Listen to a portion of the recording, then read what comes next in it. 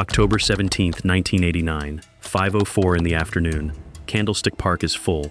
62,000 people in their seats for Game 3 of the World Series. Oakland Athletics versus San Francisco Giants. The national broadcast is live.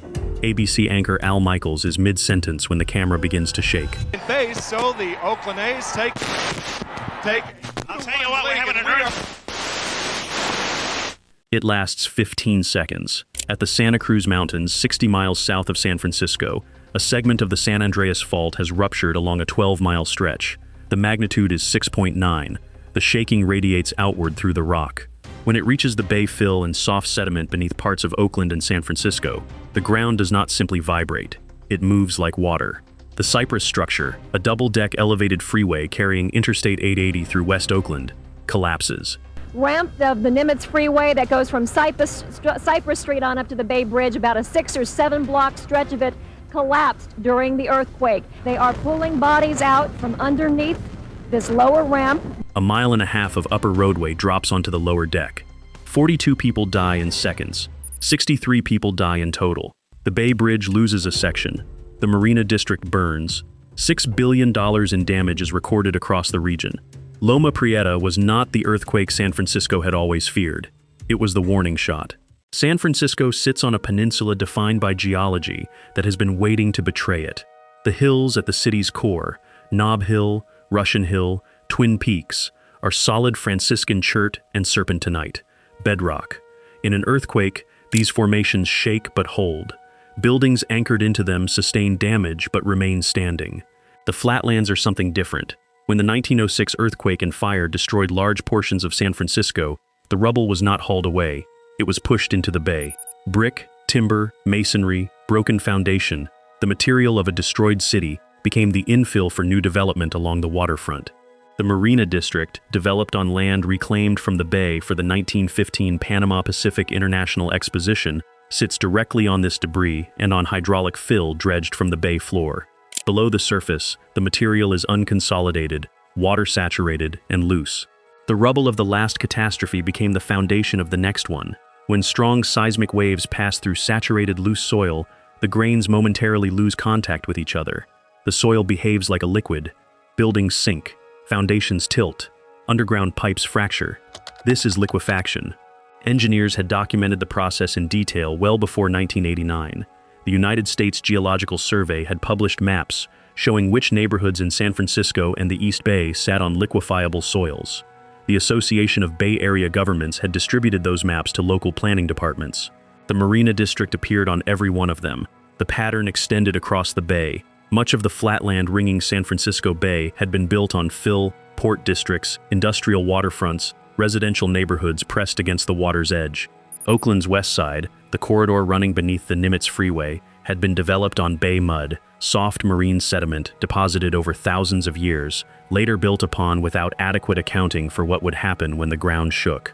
Bay mud amplifies seismic waves. A building on bedrock experiences one level of ground motion during an earthquake. The same building on a bay mud site would experience shaking 2 to 3 times more intense.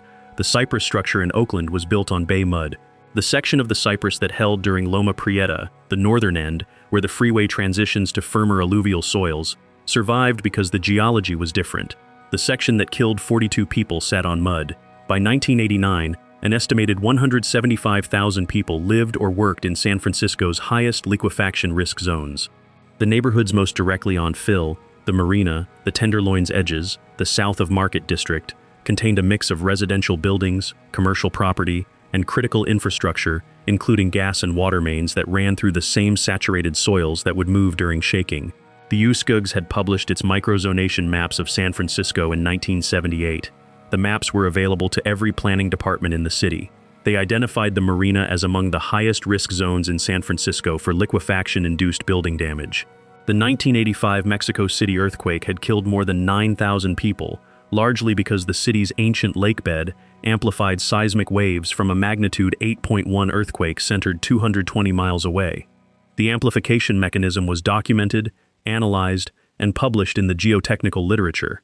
Bay Area engineers read the same journals. The lesson was available. The fill stayed in the ground. The last time the ground under San Francisco moved at full force was April 18, 1906. The earthquake, estimated at magnitude 7.9, ruptured 296 miles of the San Andreas Fault. The shaking lasted nearly a minute. Fires burned for 3 days. Between 3,000 and 6,000 people died. 28,000 buildings were destroyed. The 1906 earthquake was the benchmark. It reset the city, the codes, and the assumptions. California built a framework of seismic regulations in the decades that followed. The 1971 Silmar earthquake, which killed 65 people in the San Fernando Valley and collapsed the Olive View Hospital, prompted California to adopt stricter standards for hospitals and essential facilities. By 1989, California had among the most sophisticated seismic building codes in the world for new construction. The existing building stock was a different problem. San Francisco contained an estimated 2,000 unreinforced masonry buildings in 1989, brick structures built before modern seismic standards, with no steel reinforcement connecting the walls to the floors and roof. In a major earthquake, unreinforced masonry does not bend. It separates. The walls fall outward and the floors drop. California had identified this hazard for years. San Francisco had established a mandatory retrofit ordinance. The compliance deadlines had been extended multiple times. As of October 1989, the program was years behind schedule. The Cypress structure presented a documented, specific, budgeted failure waiting to happen. Built in 1957 to the standards of that era, its support columns contained inadequate reinforcement by any post-1971 seismic standard. A Caltrans engineering assessment completed in 1987 identified the structure's seismic vulnerability and recommended immediate retrofit. The state had allocated $3.3 million to begin the work. The contract had not been awarded. The retrofit had not started. On October 16, 1989, the day before the earthquake, the Cypress structure was an unreinforced elevated freeway on bay mud, flagged as dangerous, funded for repair, and still standing exactly as it had been built in 1957. 1906 set the ceiling. For 83 years, surviving 1906 defined San Francisco's risk tolerance. The codes were updated for new buildings. The old buildings remained. The fill stayed in the ground. The masonry stood. The freeway waited. The Loma Prieta segment of the San Andreas Fault had been classified as a seismic gap, a section that had not ruptured since 1906 and was therefore accumulating elastic strain. The 1988 Working Group on California Earthquake Probabilities estimated a 30% chance of a magnitude 6.5 or greater on the segment within 30 years. The assessment was published. It was used in planning documents. It did not accelerate the Cypress retrofit. The rupture begins at 5:04:15 p.m., 12 miles beneath the Santa Cruz Mountains, on a 12-mile section of fault. It propagates in both directions simultaneously. The magnitude is 6.9. The duration of strong shaking at the epicenter is approximately 15 seconds. In the Santa Cruz Mountains, landslides close Highway 17. In the city of Santa Cruz, the downtown commercial district, a pedestrian mall of late Victorian brick storefronts known as Pacific Garden Mall, collapses. 6 people die there under unreinforced masonry that had stood for a century and failed in 15 seconds. Portions of the downtown remain closed for years. Santa Cruz does not fully recover for more than a decade. 60 miles to the north, San Francisco shakes for those same 15 seconds. On the bedrock hills, buildings sway and plaster cracks. In the Marina District, the shaking is categorically different. Instruments record ground acceleration in the marina running 2 to 3 times higher than on nearby bedrock sites, exactly the amplification ratio that soil scientists had published in their bay mud assessments. The fill liquefies beneath several buildings. Foundations lose their bearing capacity. 3 apartment buildings partially collapse. Gas lines fracture. Fires ignite simultaneously in multiple locations. On I-8080 in Oakland, the Cypress structure experiences ground motion that instruments later estimate at twice the intensity recorded at nearby firm ground sites. The upper deck columns fail in lateral shear. A mile and a half of elevated roadway, the span between 14th and 23rd Avenues, drops onto the lower deck. The collapse takes the time it takes anything to fall. The section of the Cypress north of 23rd Avenue, where the freeway transitions to firmer soil, holds. On the Bay Bridge, a 50-foot section of the upper deck on the eastern span drops onto the lower roadway. One driver who had stopped short of the gap dies when her car falls through the opening. The bridge closes for 30 days. At Candlestick Park, 62,000 people experience the shaking without the stadium failing. The park is built on bedrock. Al Michaels, still on air as the broadcast returns. "I'll tell you what, we're having an earth." The signal cuts. The game is not played that night. The Cypress structure collapse kills 42 people. It is also, in a way that could not have been designed, far less deadly than it should have been.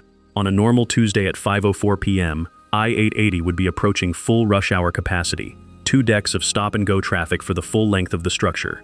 October 17, 1989 is not a normal Tuesday. It is Game 3 of the World Series. Workers across the Bay Area have left early, or stopped driving, or stayed at their desks to watch the pregame. Traffic on the Cypress at the moment of collapse is a fraction of what it would be on any other day that week. The people who die are the ones who are there. The people who would have been there are watching television. Rescue operations begin within minutes, conducted by Oakland firefighters and civilians who stop their cars and begin pulling people from the wreckage by hand before any organized response arrives. You could hear voices screaming, "Help me, help me, help me," until the fire just started. The structure is unstable. Aftershocks continue through the night. Rescue teams work section by section, using timber cribbing to shore up the collapsed upper deck and create survivable space below it. The work is slow.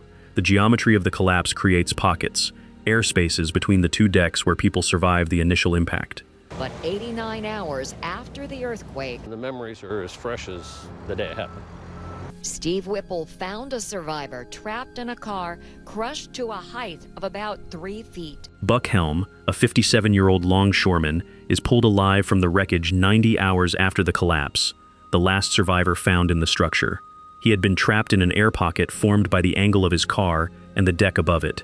His rescue is broadcast live on national television, on the same cameras that ABC had positioned for the World Series.